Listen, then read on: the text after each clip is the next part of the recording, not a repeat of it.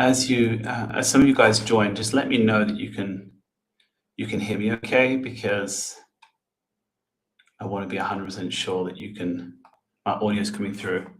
Sometimes let me open up the chat function here and make sure people can chat. Awesome. Okay, I just got someone text me so they can hear me okay, so that's good. So whoever is already joined on the webinar platform, please confirm that you can hear me in the chat. And we will start very shortly as a few of the others join. I don't know how many people are going to join on the 23rd, right before Christmas Eve, but thought it was necessary to do a one last workshop before the end of the year. We didn't do one in November, and we did one at the beginning of October, and we did one in August. We skipped September, so it's good to try and keep up, six sessions a year. So pretty excited to hopefully 2026 we can do a few more, because I really enjoy doing them and people seem to find them helpful and useful. So let's just see anyone else that's joining. We will then start the session. I'm just going to check that my YouTube is streaming as well. Let's see how this looks. Yep, I think we are live on YouTube as well, which is great. Amazing. Good. Okay. Let's just check that this is streaming. Good. Okay. Can you guys, if any of you can use the chat and just let me know that you can hear me okay? And if not, I'll change mic, because I've got my earpods and I've got my mic in front of me. So if you just use the chat, just confirm. Great. Okay. Getting some confirmations coming in from webinar, and I'm getting some confirmations on YouTube. So that's amazing. Hey, Alex, good to see you. Well, good to know you're here anyway. I can't see you, but hey, and we've got Alex as well. Alex Slack, we've got Walters. Good. Okay, so a few people joining now, and we'll just wait for a few more minutes, 1 or 2 more minutes, and we'll get started. Yeah, I was just saying that this is the last, obviously the last session, because everyone's going to be pretty much out as of tomorrow. But this year we did 5 workshops, and this is we did aim to do 6, but we had September. We missed September as well, so it was unfortunately only managed to hit 5 this year. And then I thought, well, hey, let's just see if we can do 1 before the end of the year. And so we with the team, we kind of rallied around the 23rd, and we said we'd do it. And obviously, big thanks to the team that we managed to kind of make that happen. But if not, it's always difficult. End of the year, everyone's kind of everyone wants attention. Lots of stuff needs attention, and just wrapping things up. So really excited to kind of wrap up the year and kind of move things forward, and then obviously kick off 2026 with a new webinar workshop schedule. And I really like doing these. I think we don't, it's not really, for me, it's not really about the quantity of times we do them, but whatever we give or whatever we show, it's kind of make sure that we do have some genuine engagement, and we can really provide something of value to whoever's out there in the audience watching these, whether they're watching the replay, because obviously the 23rd is going to be difficult for people to turn up, or they're watching the live version. So I think we're at 2 minutes past 2 EST. So I think we will get started, and then we will, I hope everyone is having a great week so far and wrapping up the year successfully. And I think we will just get started, and as some of these people join, we'll move over. So let me go ahead and share the presentation, and then we'll just kind of go through this, and then we'll kind of talk about some of the topics that we're going to be looking at today. So 1 second, and I'll go over here and present my screen. Amazing. So I think everyone should be able to see my screen. I'm just going to move this tab over so I can see myself and I can see the screen to make sure everything's good, and see the chat. So we've got the chat, we're good.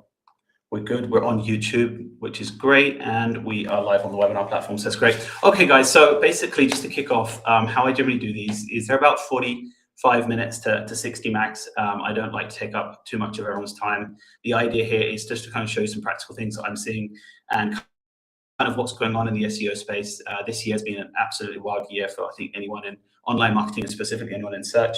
And basically, these sessions are initially I just talk about what we want to achieve, what I'd like you guys to kind of walk away with.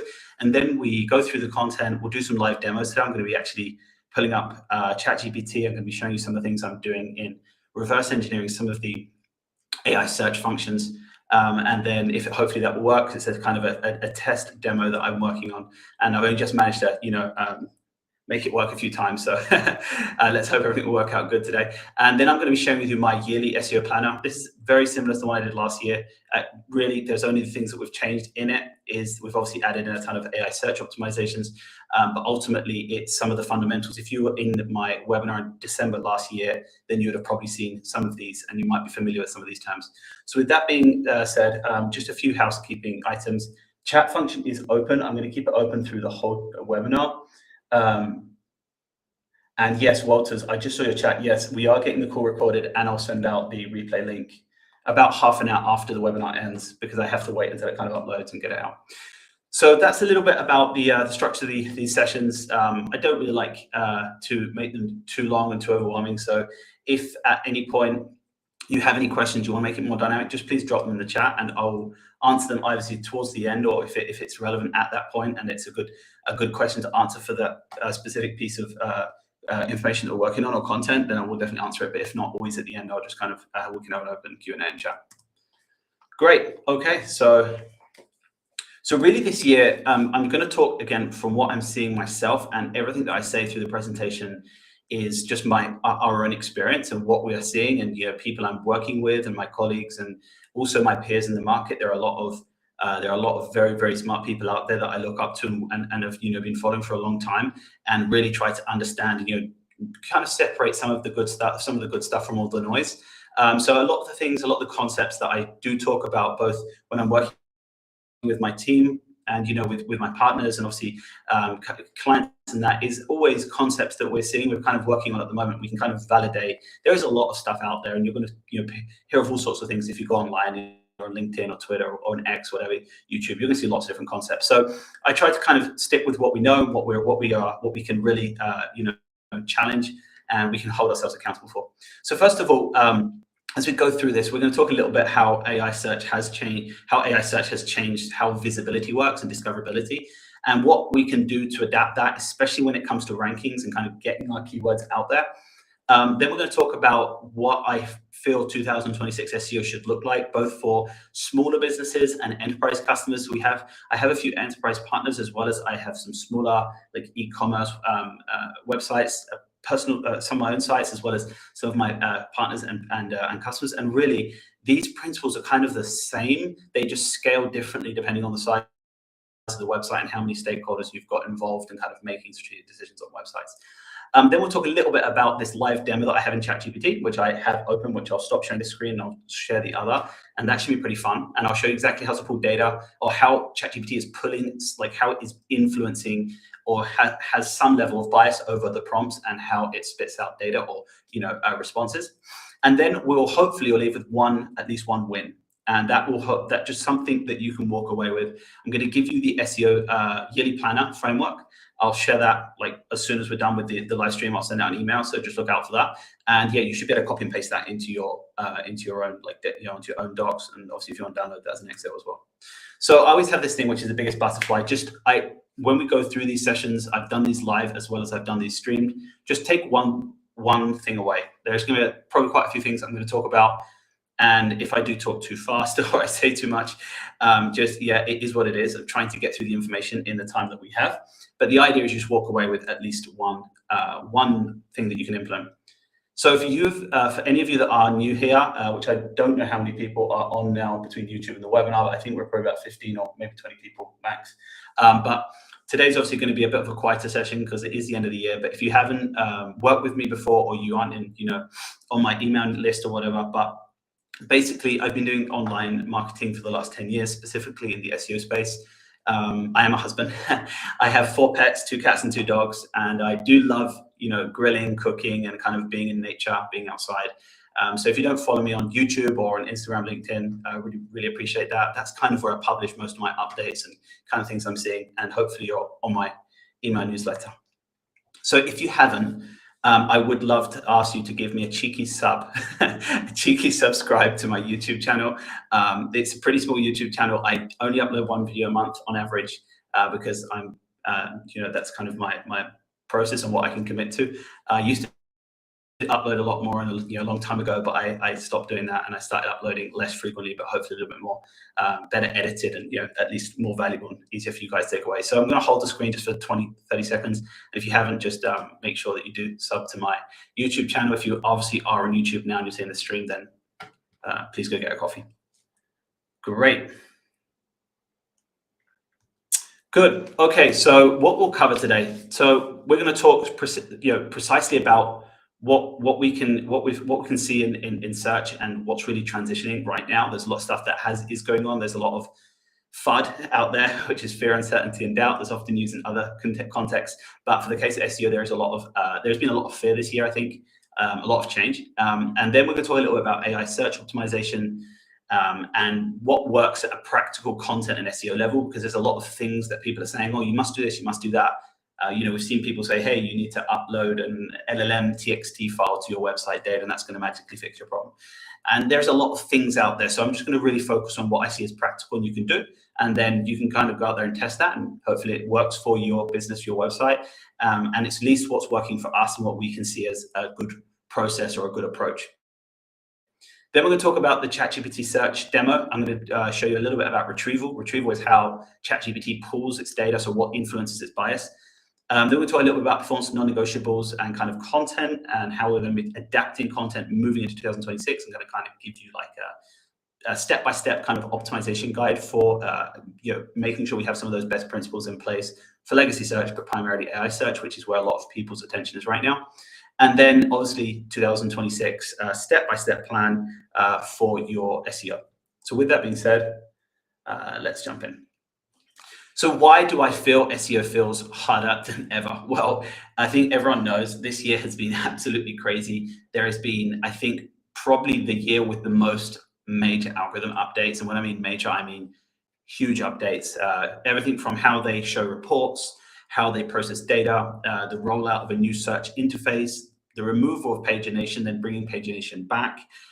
There's been so many major updates, not even to mention, you might say, competitive search landscape with more search engines now available. The interesting thing is that this has caused probably the biggest consequence of some of these issues is declining click-through rates. And that's something we're going to address as we go through the presentation, what to be concerned about, what not to be concerned about. And that is also is very, very closely tied to the internet being more saturated with content as a whole. Now, I saw a metric the other day, which I'll share in my end of month newsletter, someone saying something along the lines of the volume of content created by person has 12x'd in the last 2 years. So if you imagine how many people are in the world and how many people were actually uploading content on all platforms, and that has gone up by 12 times. So if we can apply that to the web, if we can apply that to TikTok, to YouTube, to all of these different platforms that people are posting content on, then we have basically more content and often less impact, less value. So this means attention spans are dropping down to some extent. We're seeing less quality content, but more of it, more kind of people depending on virality and kind of trend versus actually going out there and producing something of value, so people actually will stay on it. And then we basically have this overarching interface, which is AI, right? And AI is just answering people's queries instead of actually sending them to websites. And this is probably the biggest update for us in either enterprise SEO, e-commerce, or just B2B/B2C, small websites. We're seeing AI, responding to queries, people not needing to click through. We're going to kind of talk about that and address some of the ways that we can work around that. Now, that's why it feels harder. Now, the good news with this is, as a business owner or as a business leader, or even if you are working in a team and you're kind of responsible maybe for the SEO or the content, this is actually advantageous because there's a lot of people at this point which have kind of just got frustrated and given up. And this is a little bit like, I would say, we're kind of in this trough. And I've seen this happen before. I saw this happen in the pandemic. I was just starting to really build my SEO business and my career, and it was a really important time, 2019, 2020, and we were in this, this kind of stagnation point. People ads were still very cheap. People could just accelerate going to market by buying ads. Average CPCs were like 50, 60, 70 cents. Now they're $5 up. And basically, because of this deflationary paid media value, people were just using ads to get to their target audience instead of organic content. That being said, there were some very quiet content creators really chipping away, and those people became very, very successful during 2021 and took right up until this day. That means we are kind of in a similar phase because we're seeing people shift away from organic because they are concerned about not understanding how the AI interprets content. And that is a reality. And I don't think there is any white papers at the moment from anyone like OpenAI telling us exactly step by step what is influencing their bias. Although we're going to show you on the demo something we have found. It's difficult. It's very difficult for small businesses to see through that. So hopefully, as we go through this workshop, you kind of get some fundamentals and then build yourself a better picture of what you can work and deploy, and then obviously test that on your own website. Now, this is a screenshot of one of my own websites. And if you don't know, I have a grilling website where I upload like buying guides for barbecues and meat rubs and like recipes for grilling and all of that. I absolutely love cooking, so it's kind of something I'm being passionate about. And I've had multiple food websites for the past 10 years. And one of the things I've seen was I had this website in 2019, which I ended up selling in 2022. It was a coffee and a tea website. And what we saw was like click-through rates just growing all the way through to 2021, 2022. And then the end of 2023, the beginning of 2024, we started to see the peak and then the decline. And right now we are at the bottom of that. We're at like 0.9%, 0.7% on most websites, click-through rates. We're seeing a lot of impressions. We're seeing a very small amount of clicks. So search is growing, but if people aren't actively clicking through to the result, then we obviously have limited impact. So this is exactly some of the things that we're going to be addressing through the presentation. So search didn't evolve, right? For me, search didn't evolve. Evolve is too much of a soft word. It's completely rewired. It rewired itself. And this is really good for businesses that can adapt, and it's really bad for businesses who don't want to change. So there are some things, and I talk a lot about this, there are some fundamentals for me that have not changed, but there are a lot of items in, you might say, your SEO strategy or your SEO plan that should be in the spotlight. You should be considering, how can I accelerate this? How can I improve that? What do I need to stop doing? What do I need to start doing? So this is the whole idea, I think, of 2026 and beyond, is just how can we start to rethink some of our approaches and really focus on what we're having an impact, what's having the outcome of these given strategies. So one of the first things I'm seeing is kind of keywords. Yes, there's still massive value in keyword research, but AI search and general legacy search is kind of moving towards concepts. And this means actual, you might say, content clusters as a whole. What are you valuable for? I've seen very unoptimized pages do very, very well on very, very low ranking sites, but because they've built an extreme level of knowledge in a field, they can push out a very loose piece of content and rank for it. Feels unfair, yes. And I'm going to show you another example today of a site like McKinsey that is trying to rank for keywords and they can't because they're overlooking some of the basics. So keywords are kind of moving, I'd say, and we need to still obviously focus on keyword research. I think long tail keyword research is still a huge amount of opportunity there, but it's really moving towards conceptual search. And this is going to even change more as AI just continues to grow, voice search continues to grow, and how that's going to influence search experience. The second is pages matter, but it's really now about entities and obviously our domain. And I think rankings are kind of still a thing, but we're really more concerned about the retrieval of how search as a whole builds its bias. So how does it build its knowledge base of what I should be ranking and why? And really, I think clicks, at the end of the day, what brands and businesses really care about is just visibility and how that visibility plays a role in their go-to-market and their business strategy. And when I mean visibility, I mean organic visibility and just discoverability. Now, how AI really is interpreting your content, and this is not by order of importance, because I would be the last person to say you must do this first. when it comes to optimizing or looking at your content and saying, hey, these are things you should do or you shouldn't do. I think a lot of these things are all important. You just really need to choose one or two of these, you might say, items and kind of run with them. As we go through the presentation, I'll show you the checklist. But the reality is AI search interprets your content based on the following. Query fan out. Query fan out is something we're going to look at in the next slide. I'm going to kind of break down, but high level, I don't see a lot of websites looking at the logical flow of a user searching for a topic. If you want to be visible in AI search, don't think of your content in the lens of the user. Think of it in the lens of how the AI would prompt back to the user to understand what the user really needs. And this is a very different shift in how we look at which way we structure our content, or where we add in our headings, or what section of the content should we add in key takeaways or FAQs. And we'll talk about that a little bit later as well in the presentation. Entity understanding. How well does search, legacy search, and for this slide specifically, AI search, understand what you are relevant for? And a really good way of doing this is going to ChatGPT, Claude, Perplexity, whatever, Grok, and saying, here's my website. What am I known for? And you'll be so surprised by what the AI gives back to you. That is entity. And your entity is a very big topic. And I do a lot of entity level optimization, especially on third-party review websites, or websites that have apps, or websites that have, for example, third-party platforms that are you might say, marketplaces for their products or services. This is really, really important, and it can be as simple for a small business as Google My Business and maybe a Facebook page. For a bigger business, it can be multiple different signals. And this moves me to the third one, which is source trust signals. And the last is context aggregation. Now, source trust signals really aligns with your entity and also with your context, because how well are we pushing value and, you might say, relevancy and authority from other websites, other domains, other activity towards the domain? AI picks up on this, and so does legacy search. Legacy search has been picking up on this for years, but AI is kind of put that on steroids.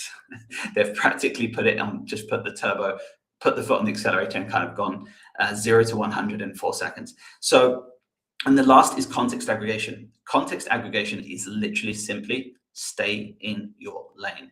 If you are really authoritative in a topic, don't dilute that with just fluff, with other stuff. It's not something that you should be concerned about.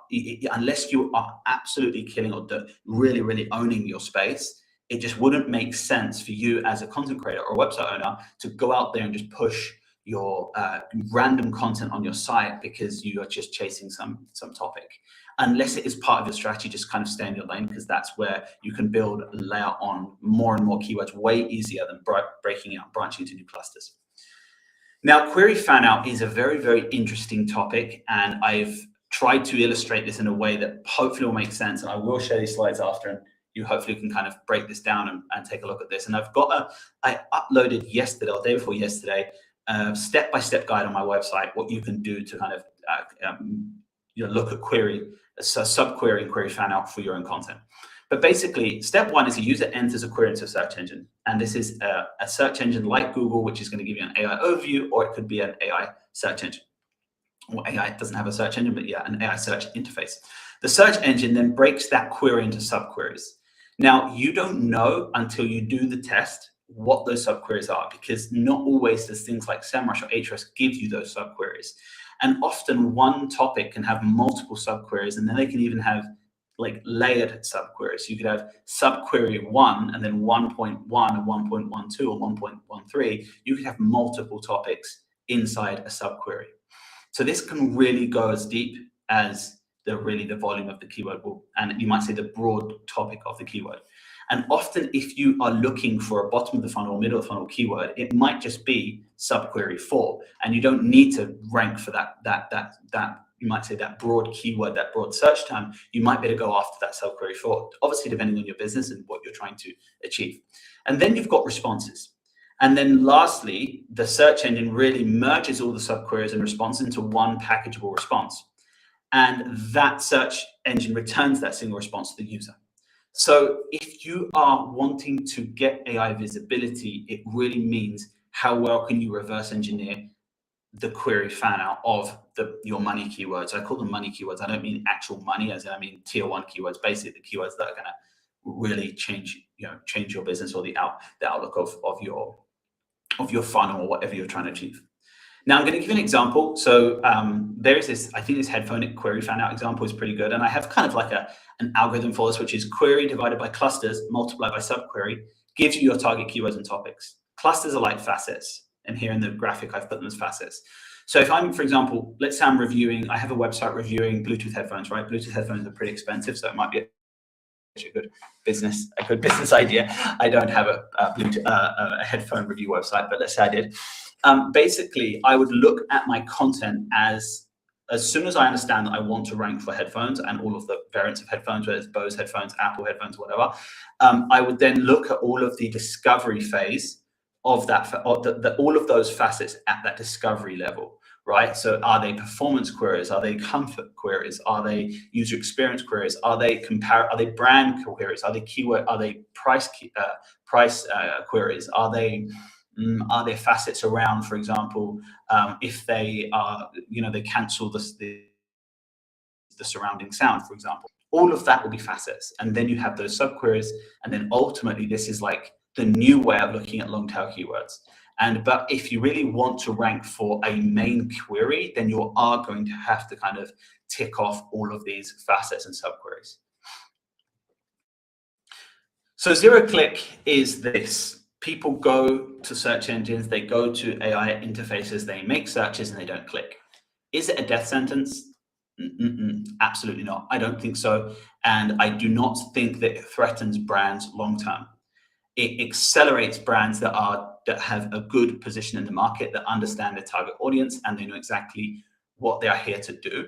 I do think it will be a death sentence for businesses or websites specifically that aren't interested long term in users finding their products and brands online and converting them into revenue. Let's say you're you might say like a huge website. I'm going to just pick one. First one comes to my brain: Netflix, right?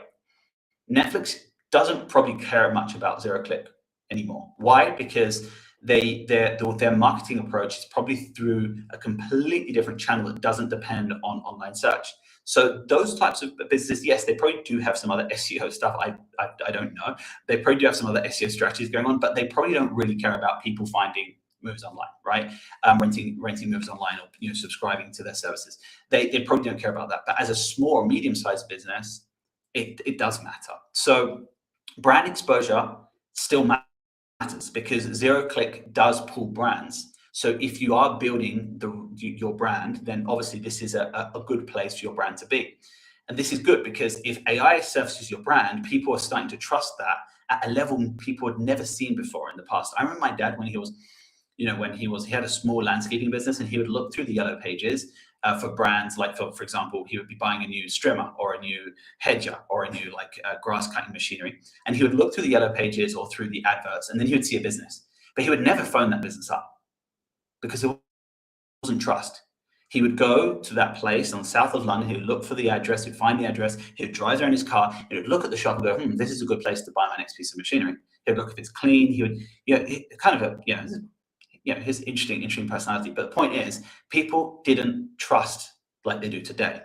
AI is forcing people to trust because it is just prompting people with the brands. So if your brand exposure is in kind of your strategy and you're working on your brand, then actually AI servicing your brand is an accelerator, not a problem. I think another point here is AI visibility will feed future demand. I don't know when this will happen, but I do see this happening in the future, and I don't like to predict things because everything always ends up being completely opposite to what anyone on the internet generally says. But one of the things I am seeing, and I've heard talks about this at the Lisbon Digital Conference and a few other search marketing conferences, I don't think it's going to be that long until there will be some level of proprietary data extracted from the AI platforms for people to serve media to do retargeting, to start to understand a little bit more how they can optimize for those experiences. So when that happens, it will be just another way to feed demand. And lastly, measurement needs to change. The way we track and report SEO, that does need to change. So let's talk about the engine, the shortest path to AI discoverability. And this is exactly why hopefully everyone is here. The SEO foundations that still matter. So we talked, there's a lot of things that are being rewired. There's a lot of things that are kind of disconnected that we've kind of moved because of this massive shift over the last 16 months. But I'm going to talk about some of the things that I don't see changing, and I feel that they still matter, and often they are overlooked. First is clear intent alignment, which is shifting our focus from top of the funnel and like informational searches to middle of the funnel and bottom of the funnel. Now, informational searches aren't dead, but they're pretty unworthy of your time and resources. Now, that doesn't mean you shouldn't go out there and not create any informational content. Just be very careful what resources you are investing into informational content, because top of the funnel is ultimately now 96%. I saw a report the other day, I think it was Ahrefs saying 96% of informational queries are served by AI. So that's the answer. Middle of the funnel and bottom of the funnel is where the big opportunity lies. And let me tell you a little secret. Businesses in the last 10 years have asked me as an SEO to just optimize for the highest volume keywords. And do you want to know what the highest volume keywords are? Top of the funnel. So if top of the funnel keywords are where everyone's been spending their time, they've overlooked middle of the funnel, bottom of the funnel. And that's why you will often see these gaps. And we'll do some examples. So I'm going to put up SEMrush and we do some examples that you can still optimize middle of the funnel, bottom of the funnel, and get really good results. Structured content. Your content needs to be structured for who? For people. Forget the bots. Forget everything I've said about the algorithms. Forget everything I've said about AI interfaces. Yes, but think about somebody logically reading your content. If your content isn't directed towards the people, towards your ideal customer profile, ICP, or your audience, it's definitely not going to resonate with a bot or an algorithm. I always reinforce with content creators, you guys know your audience better than I do as an SEO. Please talk to your audience. There are going to be some things that need to be in there. Yes, there's going to be some like minimum viable product, you might say, of SEO that needs to go in there, but it doesn't replace creativity. It doesn't replace your voice, and it definitely doesn't replace your brand narrative. So create content that is well structured, but for your people. Then technical performance, your site hygiene, your page speed, code vitals. This is very basic. This has been around for a long, long time. A lot of people overlook it, kind of put it out to pasture. This is by far the most overlooked area on most websites, and it's okay because it's difficult, it's costly because it involves obviously development, time, support, but it is extremely important. And lastly is trust and credibility. So your domain authority, branded mentions, and obviously having a diverse backlink pool. Now, this is an example of a McKinsey article. So the other day, someone kind of challenged me on the web. I can't remember. I think I was on X, on Reddit. I can't remember. But someone was like, hey, you need to give an example of show an example of a Fortune 500 or Fortune 100 brand that isn't doing good SEO. So I found this article, which is a McKinsey piece. And basically, it has 173 backlinks. It has 7 referral domains, and it has traffic is 0. So it has very little traffic from search. Now, it is an optimized article, and the question is, why isn't it getting the searches it deserves? So here's a link to here's a screenshot, of the link, and this is the SEMrush screenshot. And you can see it, the domain has very strong authority, has a good amount of backlinks to this one article, but it's not ranking. And it's been around there for a long time. It's been around since 2024. Why isn't this page ranking? So a couple of things. The URL is way too long. The keywords aren't in the headings. The beginning of the content sounds like a dissipation. I understand that McKinsey has probably a protocol about how they publish content. I totally understand that. But if they're investing thousands of dollars in creating content, then they probably want people to pick that up in search. So I created a diagnosis of why their SEO was failing. And basically, I just structured it into kind of 5 areas. Let's hope McKinsey pick up the phone and call me to optimize their website tomorrow. I don't think they'll do that on Christmas Eve.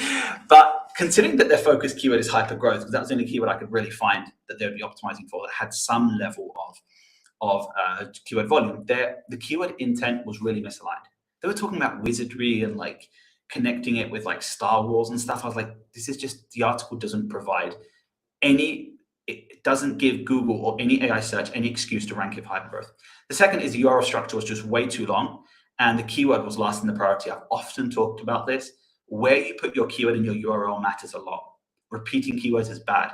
You want to make sure that your keyword is in your URLs, but your URLs aren't too long, because it is difficult for LLMs and AI to index and crawl them because they depend on energy. And the more difficult task that the more difficult it is for them with that task, the less they're going to avoid it. Then the keyword just doesn't appear in the first 10, 15% of the content. As I said, the first 10 or 15% of the content was just crazy. There was no internal linking structure, no semantic links to other pieces of content, and the keyword doesn't even appear in the titles or the H1s, H2s. So bad situation. So the real reason SEO content can win in AI search and legacy search is really based on the following. And I call this a search opportunity matrix. If you've been on any of my training sessions or my webinars, you might have seen this before. I use this a lot. It's a really simple way to explain what I've seen over the past couple of years, and this still does apply both for AI search, because it all starts at how do we quantify and how do we build opportunity for our content based around search. So first thing is, does the content creator or does the brand, does the website have some level of authority? So that's where it must start. If we don't have authority in a topic, we need to kind of consider the topics we are an authority in, unless we decide on a strategy of building a new topic or a completely new, you might say, content stream.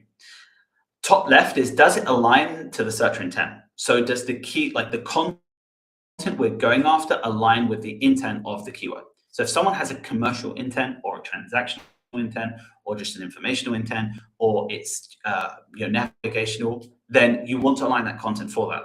For example, if I say best buying guides for gas barbecues, it's very different if someone's saying gas barbecues specs or gas barbecue features. Two completely different intent. Someone wants information about specs, someone wants to buy a product. So you want to make sure your content is always aligned with the intent. Does the content solve a problem? This is the same as, is your content tailored to a human, or is it tailored just to algorithms and bots? And then lastly, is there search volume? You don't want to be spending really hard-earned dollars on content that just doesn't have that search volume. And on average, if you're in the top 3 positions in Google, you're probably looking at anywhere between 2 and max 10% click-through rate. So you can even reverse engineer how many clicks you'll get if you get into that top third of 1 to 3 positions. And this is called click-through rate forecasting. And based on that, you can decide whether or not you want to go after that keyword, whether it makes sense for your business. And there is a financial model in actually ranking for that keyword. A lot of businesses chase keywords that just don't have search volume or have way too much, and they're never going to rank for them. Now, I often show this as well, is that when content is disconnected from the user, it's generally because of intent misalignment. And really, Google doesn't really care about your website at that point. So let's say you're at McKinsey and you have huge domain authority. You're very well known. You might say a leader in your industry, and your brand is very well known. You're a Fortune 500 brand. Great. But if your content isn't aligned with the search term that you are trying to rank for, it doesn't matter. They won't rank it. So even if the keyword is correct, even if there are some basic SEO optimizations in there, it's just not going to happen because there isn't that substance. The search engines immediately understand that you are misaligning the search term for the content of the search term, and there's going to be a break there.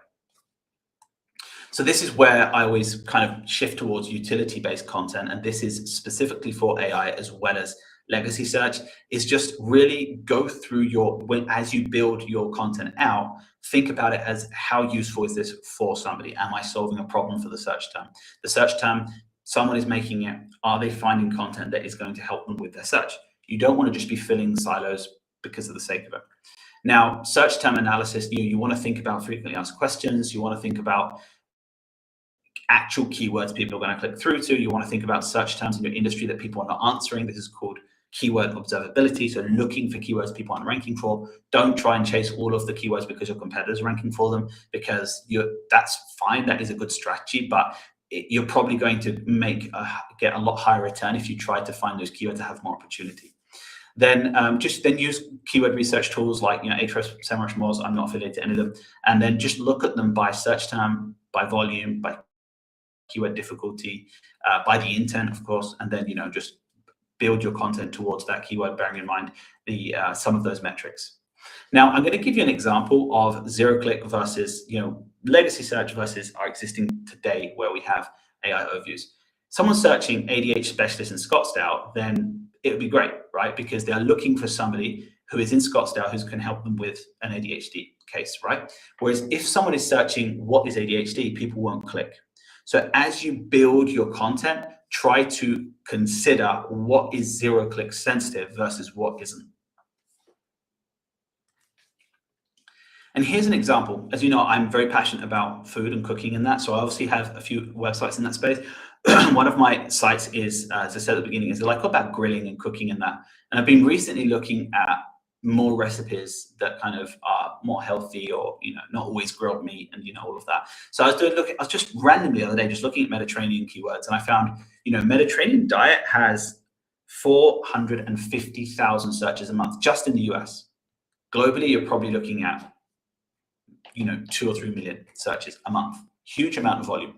But then obviously, if you're looking at the global volume of 1 million searches, you're not going to rank for that keyword unless you have extremely well-structured content and a very aged domain. And plus, it's an informational keyword anyway. So the first result is going to be an AI overview, or most people are going to go to an AI interface first. But then you can do an analysis, which is you try to filter this by volume. So you're looking at keywords in a range of, say, 100 to 1,000 searches a month. And that's this, if you look on the far right of the screen, you can see that there is the 100 to 1,000 filter in SEMrush. Now I've just got keywords that are up to 1,000 searches a month. And then I can filter this by keyword difficulty. And immediately I found a keyword which had transactional intent, which is Mediterranean, diet, gift basket. And it has 390 searches a month. So let's say you get into the top 3 results, considering around a 10% maybe click-through rate if you're in the top 1 to 3, that's 39, 40 clicks a month. Then you could obviously multiply that based on adding more keywords to that page. So that is an example of how you can approach keyword research. You might say transitioning from those informational searches to transactional, commercial, long tail subqueries, which have probably more return investment. So let's do some examples of reverse engineering ChatGPT retrieval and see if we can find some keywords in ChatGPT for a topic. And I'm just going to choose a topic based on something that I'm passionate about and that we can hopefully use. Okay, so I'm going to stop sharing this a second. I'm going to share my screen. So this is going to be really fun. And let's see. So I'm going to stop sharing it here. Let's go again here and open up my full screen. And I'm going to share with you step by step how we can hopefully make this work. Good. So I've opened up ChatGPT and I'm interested in ranking for my website. I want to write a page. I want to write a piece of content about fire pits. And I like fire pits because it's very much aligned with, grilling, with, everything that I've been doing on my website, uploading recipes about outdoor grilling and, cooking over the open fire. So I thought it would be, something that would be good. So I'm just going to first head over to SEMrush. Before I pull up my ChatGPT, I'm just going to go over to SEMrush. I'm going to go to keyword overview, and I'm going to put in here fire pits. Okay, I'm going to search the keywords. This keyword's got a ton of volume. It's got 27,000 searches a month, 82,000 global volume, probably with all of the other variations, probably close to 200,000. And obviously there's a lot here. So what I'm going to do is I'm going to come here to view all keywords. Now, the first thing I want to do is find a keyword that has good intent. Now, I don't even have to do any more filters. I can already see keywords that have more intent. So you can see here that this is categorized with these little icons: informational, transactional, commercial. So I can see, for example, smokeless fire pit has 34 keyword difficulty and 49,000 a month. So this could be a good keyword. And I can actually continue to expand this research by clicking on this keyword and then going to the keyword breakdown, looking again at the keyword variations, one, which is smokeless fire pit, and going to related, and then filtering again by keyword difficulty to find more options. Fire pit smokeless, back to front, has less. 27 keyword difficulty, 880 searches. So there are some potential good options here for this keyword.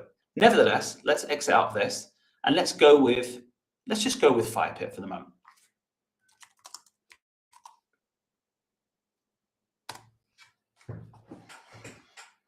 Let's see if this demo works, because it worked for me this morning, but it didn't work for me end of last week, because I tried this a few times. Good. So ChatGPT has now given me a response, and it's given me some suggestions. Let's say I want to be this one here, right? I want to be this one here. So the first thing that I'm going to do here is I'm going to open up my inspect tool, which is just right click on your cursor and hit inspect. Good. So then I'm going to come over here to network, and I'm going to go to my URL, and I'm going to extract everything after the letter C. I'm going to copy this, and then I'm going to paste this in to this bar here, and then I'm going to reload. Okay, it's loading. Give it a second.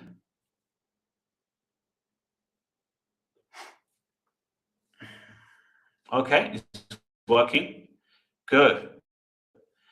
Okay, as it loads the content, let's give it a second, because it hasn't pulled the content yet. Boom. Okay, so it's loaded the content, and it has loaded the string that I've pasted in here, and I've reloaded the page. Good. So now I want you to come down to this second bracket here, and I want you to click on and open this bracket. Now go across to response and search in here queries. And if you scroll down, you should see, let's check, and I hope this isn't too small, people. Everyone, I don't know if you're on YouTube and on your phone, you definitely can't see this, but if you're on the computer, hopefully you can. Let's see if I can make this a little bit smaller. Yes, hope you guys can see this. Look at what I have found. I have found the query that ChatGPT is making to the search engines, because they depend on content in the search engines, and they've put best fire pits, what to consider, type benefits, how to choose. Then you found fire pits, outdoor types, wood burning gas, fire pit features. So now I know what keywords ChatGPT is querying the logic legacy search to pull its content. Now, what am I going to do with that? We are going to start to include them in our content. Now, you're not always going to get these keywords just from doing logical keyword research, and that is why I'm demoing this today, because I've only found this out a couple of weeks ago. It is a really interesting way to, you might say, reverse engineer how ChatGPT is building bias and logic. So let's go back to our presentation, and let me share with you then some of the finding keywords from ChatGPT. So what AI will reward once you start building these, using this in your content, definitely your content depth over volume. So don't get so concerned about the keyword, how many words your articles or your pages are. Focus on the level of depth and quality of the content. I don't care if the page is 5,000 words, but you don't really ever get to the point or provide something that is nuanced and unique to you, you're going to struggle. So depth over volume, expertise over frequency. I way prefer to upload one piece of content a month that is quality and shows your expertise than uploading 3 pieces of content every week and it not actually providing any value. And then structure over creativity. So you can't, if you're going to be too creative and completely break your structure, then you need to really balance these two. I don't want there to be a complete cluster of SEO and great creativity, or vice versa. And then consistency over hacks. Now, this is kind of some of the obvious things that we've seen.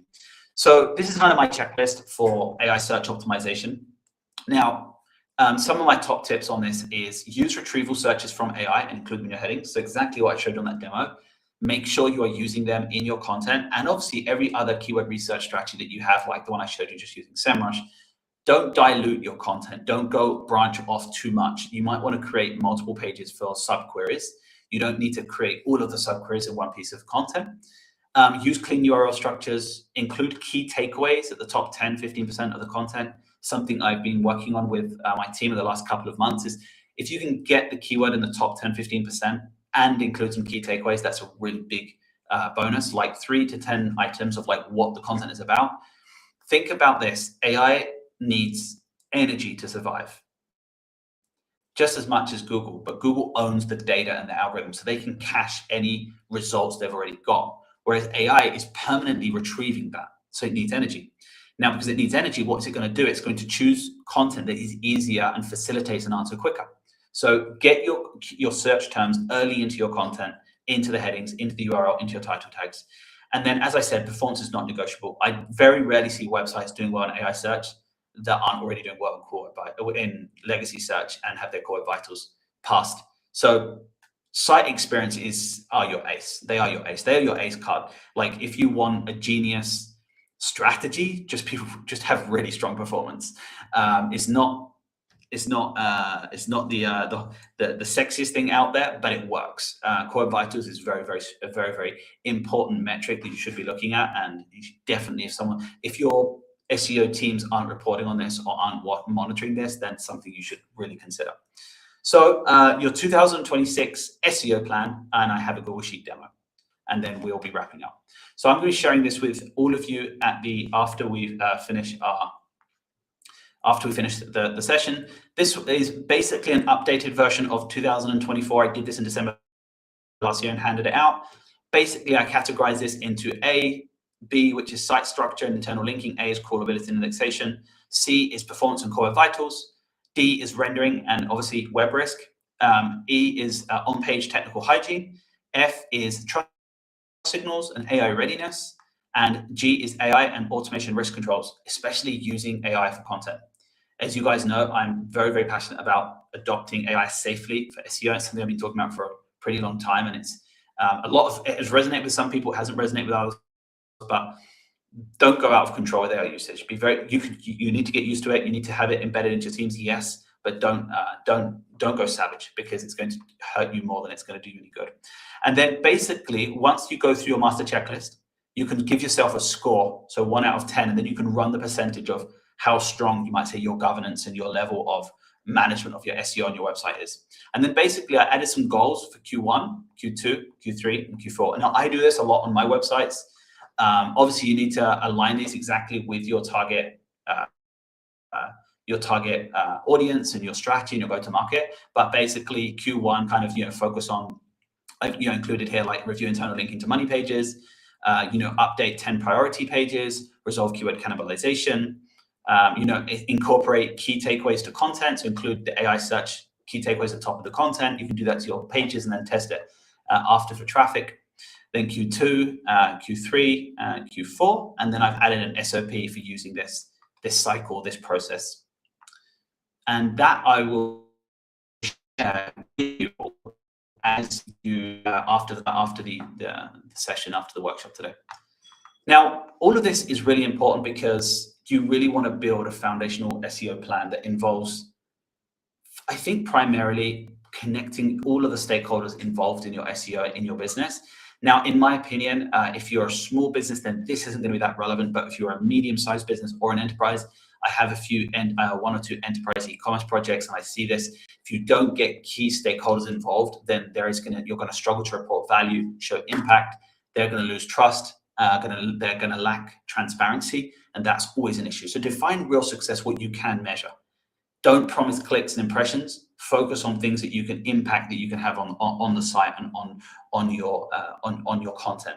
And then, as a cause and effect of that, start to report clicks, start to report volume of index keywords, and really remove your branded searches and your branded traffic from these reports. You should really be focusing on non-brand, because that's where most small or medium-sized businesses can have the biggest impact, unless you're a Netflix or a Disney. Now, if you're a Netflix or a Disney, then that's a completely different matter. But if you're not, I would really be looking at just non-brand, because that's where you have the biggest opportunity to exposing your content being discoverable to websites that really, to users that will really turn it into either pipeline or turn it into brand awareness. Now, one of the things I wanted to mention here is, as you build your strategy, I like to kind of think about this in step 1 to step 5. So start with your business outcomes. Look at how you map keyword intent and entity optimization. Think about how you align your search terms to the intent of the search. Optimize for AI search, of course. Structure, content, intent, and query fan out, I put the asterisk there because that's what we talked about earlier. Measure discoverability and visibility, which is non-branded, not just impressions or clicks. Because if you suddenly run ads and then you get a lot of people searching, for example, I've done it before on websites, I've run media, and then you suddenly get a lot of searches, but you realize you're all branded. You're not really using SEO as instrumental to your you might say your online inbound organic strategy. And lastly is plan, execute, and communicate. what you can't communicate to your team and to yourself is you're going to struggle to really successfully make it through the year and build on your wins and learn from your losses. And then this really is SEO governance or checklists. Make sure you have something in place and kind of align everything towards that. So anything that falls outside of that or a strategy, put it in under this lens and then kind of align that accordingly. So with that being said, that is a wrap for today. So happy holidays for everyone. I'm happy to answer any questions. And for the next 5 or 10 minutes, just let me drink some water and let's see if we have any questions in the chat. So Jason, are we getting the call recording? Yeah, Walters, yes. Yeah, I already answered that. We are. I will send out the recording later. Alex says, so sub-queries are stovepipes. Are you referring to if you're referring to the fire pits, sub-queries could be a sub-path of a product or a topic. Yes, it could be. Now, what I was saying before is if you're going to target sub-queries, then you might want to branch into new pages for those sub-queries. You don't want to be always building more content onto an existing page just to develop more visibility for that page through the sub-queries. You probably want to branch out and create a few pages that support that topic. So as I said, if I created a page that was just for fire pits, a buying guide for fire pits, and I went best smokeless fire pit buying guide, then I might have 1 or 2 sub pages or other pages that link to that are servicing those sub queries. And if the domains are the same, boom, you have domain relevance. And that's exactly what we were talking about.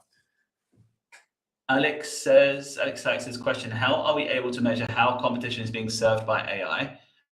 Are we able to gather any comparative insights as a new metric for visibility? That is a really good question, Alex.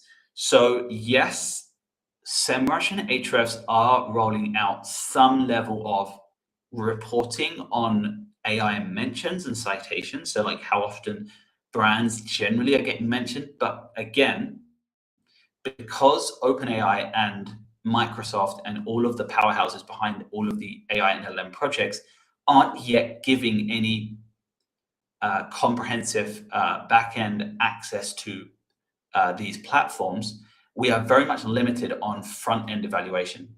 That doesn't mean there aren't people out there tweaking and working with the APIs and doing stuff. That's happening. But if you look at what SEMrush reports or Ahrefs reports, it's very high level, the granularity of the data. They don't give you, for example, hey, these are all of the keywords at the moment that you're ranking for. This is the volume of searches. This is where the clicks are going. We don't have that data yet. I do think that will happen very, very shortly. I'd say probably in the next 6 months, we'll see that rolled out. At some point, it's going to happen. It's happened. We have it in Bing. We have it in Google. Why don't we have it in legacy search? We have it in YouTube even. So why don't we have it in legacy search? So in AI search. So I don't think there's much time left until that happens. We can see, for example, brand mentions. We can see citations and all of that, but we are still pretty limited. You can see volume of mentions, which is kind of cool, because then you can kind of benchmark your brand against, hey, we've got 200 brand mentions a month. And when I mean brand mentions, I mean the AI spitting back the brand to the user, so responding to the user. And then you can kind of compare, hey, my brand is getting mentioned 200 times, his brand is getting mentioned 500 times. We are 20 or 30% or 40% from our competitor, for example. Thank you. And Bridget says, what page of my website should I prioritize for AI search optimization? This is a good question as well. I get asked this a lot. Your homepage is extremely important because you want your tier 1, like top money keywords in there because you want your domain to be relevant for that topic. Okay. But I would prioritize the pages that have the closest, are in proximity to where your revenue is. So if your business, for example, depends on people finding your products, your e-commerce product, let's say you are selling Apple iPhone accessories. Apple iPhone accessories, you'll probably have product pages, product archives for those pages. That would be the page I'd focus on first, because that's where you're going to quickly see and turn around. If your website is more focused on a high ticket service, for example, let's say I'm selling SEO services or consultancy services, I would probably focus on my transactional search terms or high intent search terms. I'd look at what pages in my Google Search Console at the top of the list, and I'd optimize them first for those keywords. Because if you are really trying, if you've got a big website, you're going to have to prioritize, and that's probably the best, my best recommendation for that. I'd prioritize about which pages are probably going to turn into opportunity quickest. Good to see you. Well, not see you, Alex, but good that you're here. See you soon.